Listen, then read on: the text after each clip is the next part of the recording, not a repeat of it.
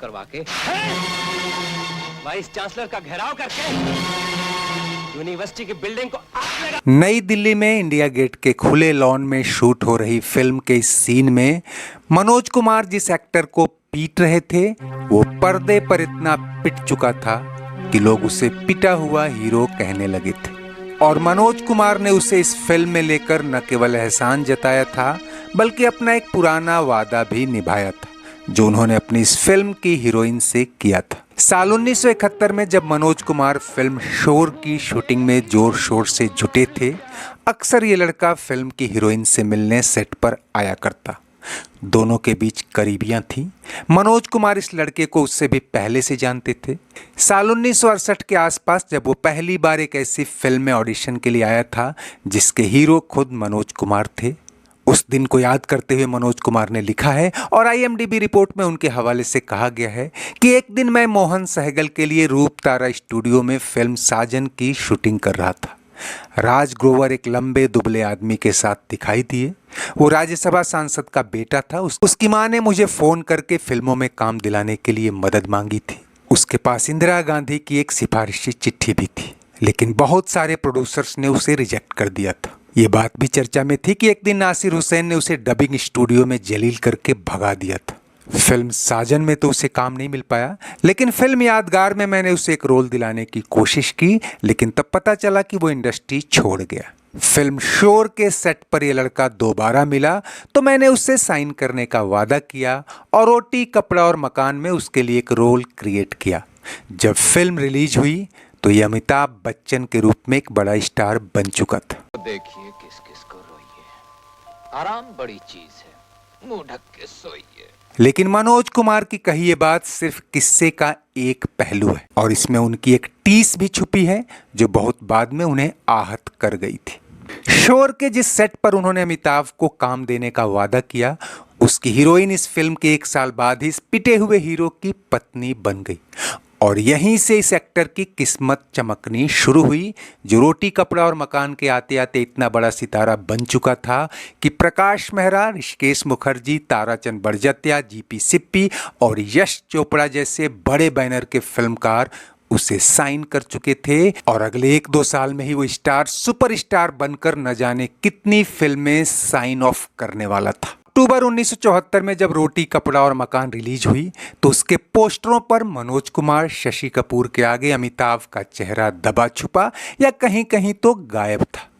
Film hit हुई और देखते ही देखते ब्लॉकबस्टर भी। लेकिन यहीं जया भादुड़ी, जो तब तक जया बच्चन बन चुकी थीं, उनका एक बयान मीडिया की सुर्खियों में आया और ये मनोज कुमार को नागवार गुजरा। जया ने कहा कि इस फिल्म में मनोज कुमार ने मेरे पति का रोल बर्बाद किया है। उन्हें इतना कम स्पेस मिला कि उनका फिल्म में होना या नहीं होना कोई मायने नहीं रखता। सच्चाई भी यही थी। अगर किसी फिल्म में मनोज कुमार हो तो बाकियों को उनके इर्द गिर्द ही होना था। लेकिन इस फिल्म में शशि कपूर को तो को स्टार की हद तक स्पेस मिला था, मगर अमिताभ शुरू और आखिर को छोड़कर लगभग पूरी फिल्म में नदारद रहे। बीच बीच में आए तो किसी फिलर की तरह। हालांकि जब ये फिल्म आई तब तक अमिताभ के पास जंजीर जैसी एक ही सुपरहिट फिल्म थी और मनोज कुमार ने जया की बातों का खंडन करते हुए मीडिया में ये जताने की कोशिश की कि मैंने तो अमिताभ को तब मौका दिया जब वो चारों तरफ से लुट पिट चुके थे। मैं ना भूलूंगा। हालांकि सच्चाई ये भी थी कि मनोज कुमार ने अमिताभ को सेकेंडरी या कह लें कि टर्शरी रोल ही दिया था, जबकि अपनी दर्जन भर पिटी फिल्मों में भी अमिताभ बच्चन कम से कम आधे में तो लीड रोल में थे। और 74 में जब उनके पास एक सुपरहिट और आधा दर्जन बड़े बैनर की अंडर मेकिंग फिल्में थीं, तब भी रोटी कपड़ा और मकान के पोस्टरों से वो लगभग गायब थे। लेकिन फिल्म की सिल्वर जुबली पार्टी आते आते सिनेमा के पर्दे पर वो दीवार गिरी जिसने मनोज कुमार ही नहीं, उस दौर के तमाम फिल्मी पंडितों को दहला दिया जो अमिताभ को भाव नहीं दे रहे थे। और यहीं से जैसे जैसे अमिताभ के सितारे चढ़ते गए, रोटी कपड़ा और मकान के पोस्टरों पर अमिताभ का चेहरा भी बड़ा होने लगा। रोटी कपड़ा और मकान साल 74 की टॉप ग्रॉसर ही नहीं, उस दौर की एक ऐसी फिल्म थी जिसने बुनियादी समस्याओं के जरिए आम आदमी की नब्ज पकड़ने का काम किया था।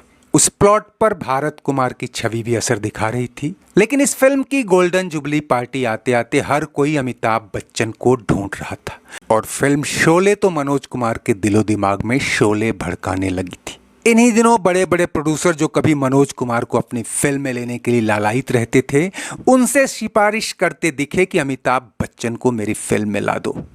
लेकिन तब अमिताभ मनोज तो क्या किसी बैनर, किसी प्रोड्यूसर के वश में नहीं थे।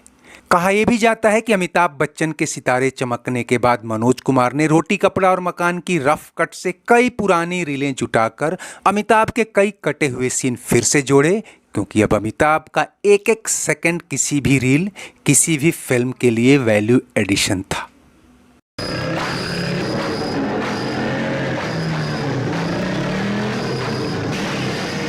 हालांकि जया और मनोज कुमार के बीच हीटेड आर्गुमेंट के अलावा अमिताभ संग उनके रिश्ते ज्यादा नहीं बिगड़े और रोटी कपड़ा और मकान में बतौर असिस्टेंट डायरेक्टर काम कर चुके चंद्रा बरोट ने जब डॉन बनाई तो कहते हैं कि सबसे पहले उसका प्रीव्यू मनोज कुमार को दिखाया और मनोज की ही सलाह पर फिल्म में ये गाना डाला गया था ताकि फिल्म मोनोटोनस ना हो। और जब डॉन ने अमिताभ को बॉलीवुड का डॉन बना दिया, उसी दौरान मनोज कुमार एक और फिल्म बनाने चले, नाम था क्रांति।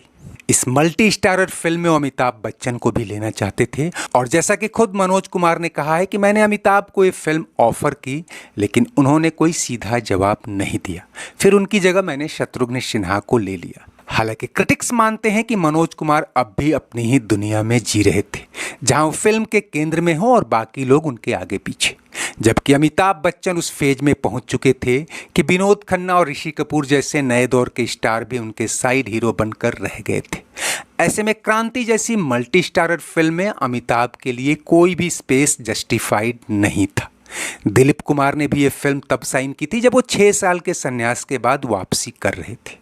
खैर, मनोज कुमार ने अमिताभ संग स्पेस शेयर करने की एक और कोशिश की फिल्म क्लर्क के निर्माण के दौरान, लेकिन यहां भी उन्हें निराशा मिली। उसके बाद तो मनोज ने अमिताभ क्या फिल्मों से ही दूरी बना ली, लेकिन ये फिल्म उनकी फिल्मोग्राफी में इस बात के लिए मार्क की जाती है कि इस पर अमिताभ बच्चन के फुटप्रिंट्स भी हैं। जानकार तो ये भी कहते हैं कि जंजीर की सफलता के साथ ही अगर मनोज कुमार ने अमिताभ के स्टारडम को भांपकर उनके रोल को रिवाइज करते हुए थोड़ा और बड़ा कर दिया होता तो शायद वो ज़्यादा गर्व और अधिकारपूर्ण तरीके से कह सकते थे कि हाँ, मैंने भी अमिताभ बच्चन को डायरेक्ट किया है। और क्या पता दर्शकों को एक और फिल्म देखने को मिली होती जिसमें दोनों ही बड़े कलाकार हों। भैया, मैं उस देश के बारे में कैसे सोचूं जो मेरे भाई को नौकरी तक नहीं दे सकता। किस किस को देखिए, किस किस को रोइए। हुआ मेरा कॉलेज बंद है, वरना 300 की जगह 500 का बंदोबस्त करना पड़े। अरे आराम बड़ी चीज है, मुंह ढक के सोइए।